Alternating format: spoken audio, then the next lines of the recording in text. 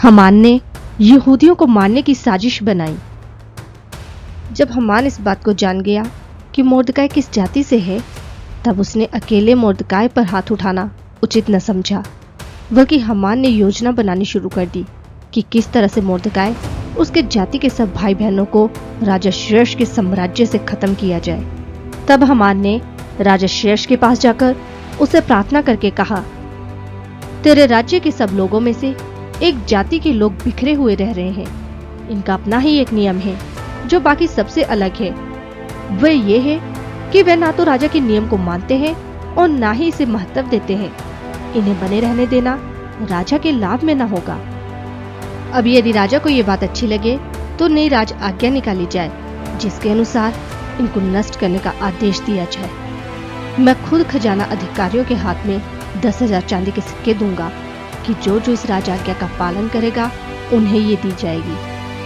तब हामान की इस बात को सुनकर राजा ने अपनी उंगली से अपनी राज की अंगूठी निकाली और यहूदियों के शत्रु अगागवासी हमदादा के बेटे हामान को सौंप दी। उसके बाद राजा ने हामान से ये भी कहा, तुम्हें ये धनराशि भी दी जा रही है और सहायता के लिए लोग भी।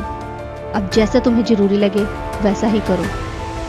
फिर उसी पहले महीने की 13 तारीख को राजा के लेखक बुलाए गए और हामान की आज्ञा के अनुसार राजा के सब अधिपतियों और सब राज्य के प्रधानों और देश देश के लोगों के हाकिमों के लिए चिट्ठियां एक एक राज्य के अक्षर और एक एक देश के लोगों की भाषा में राजा श्रेष्ठ के नाम से लिखी गई और उनमें राजा की मोहर वाली अंगूठी की छाप लगाई गई।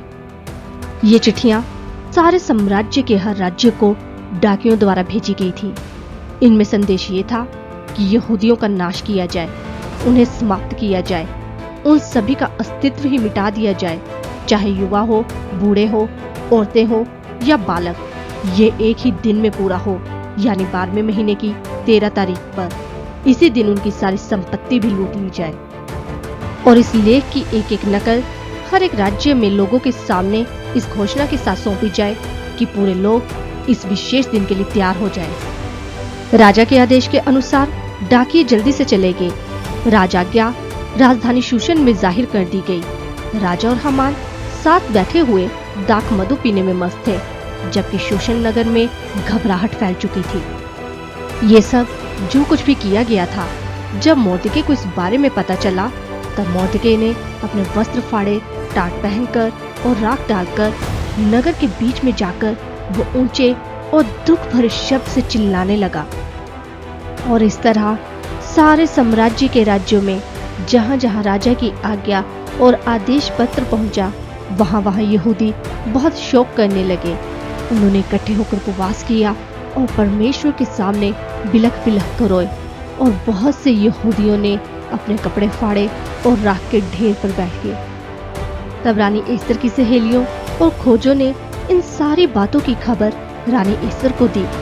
रानी एस्तर को ये सब सुनकर बहुत दुख हुआ और उसने मोर्दके के लिए वस्त्र भेजे ताकि वे अपने टाट के कपड़ों को उतारकर इन्हें पहन ले, मगर मोर्दकाई ने उनको लेने से मना कर दिया। तब रानी एस्तर ने हथाक नाम के खोजे को बुलाया, जिसे राजा शेरन ने खास तौर पर रानी एस्तर की सेवा के लिए ठहराया था। एस्तर ने उसको मोर्दकाई के पास जाने का आदेश दिया कि वह मोर्दकाई से पूछे कि आखिर बात क्या है और ये सब वह क्यों कर रहा है। तब हताक मोर्दकाई के पास नगर के चौराहे पर गया। तब मोर्दकाई ने हताक को वह सब बताया जो उसके साथ हुआ था। उसने ये भी बताया कि किस तरह से हामान यहूदियों को मारने की साजिश रच रहा है और इस काम को पूरा करने के लिए वह राजकीय खजाने से लोगों को अच्छी खासी धनराशि भी देने का वचन दे रहा है। शूशन नगर में रहने वाले यहूदियों का विनाश करने के लिए जो आदेश पत्र भेजा गया था, उसकी एक नकल भी मोर्दकाई ने हताक को दे दी ताकि वह इसे एस्तर को दिखा दे और उसका ब्यौरा भी उसको बता दे। मोर्दकाई ने हताक के जरिए एस्तर को आदेश दिया कि वे अपने कौम के भाइयों के प्राण बचाने के लिए राजा के पास जाए और उससे प्रार्थना करे और इस प्रस्ताव को उसके सामने रखे। इसके बाद हताक ने वहां से लौटकर मोर्दकाई द्वारा कही गई सारी बातें रानी एस्तर को बता दी और ये सारी बातें सुनकर एस्तर ने हताक को मोर्दकाई तक ये संदेश पहुंचाने का आदेश दिया।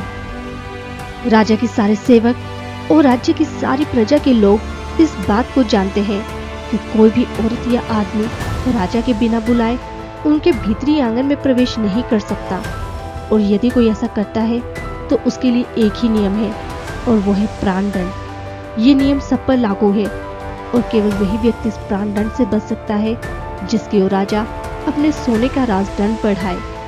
और मैं पिछले 30 दिनों से राजा के द्वारा नहीं बुलाई गई हूँ। जब एस्तर की ये बातें मोर्दकाई को सुनाई गई, तब मोर्दकाई ने उनसे कहा कि वह एस्तर के पास लौट जाए और उससे जाकर कहे कि वो इस सोच में न रह जाए कि उसके राजमहल में रहने के कारण वह बाकी यहूदियों पर आए संकट से बच जाएगी। यदि तुम ऐसे संकट के समय में भी चुप रहोगी तो यहूदियों को तो कहीं न कहीं से सहायता मिल ही जाएगी और वे संकट से मुक्त भी हो जाएंगे, मगर तुम और तुम्हारा कुल नष्ट हो जाएगा। कौन जानता है कि ऐसे संकट की घड़ी और अपनी कौम को बचाने के लिए ही तुम्हें ये राजपद मिला हो। मोर्दकाई के इस संदेश के उत्तर में रानी एस्तर ने यह कहा कि मोर्दकाई को ये संदेश दिया जाए, जाइए और शूशन नगर के सभी यहूदियों को इकट्ठा कीजिए ताकि वे मेरे लिए उपवास करें। 3 दिन और 3 रात तक न भोजन करना और न पानी पीना, और उनके समान मैं भी अपनी सहेलियों के साथ उपवास करूंगी, और तब मैं ऐसी स्थिति में ही राजा के पास जाऊंगी।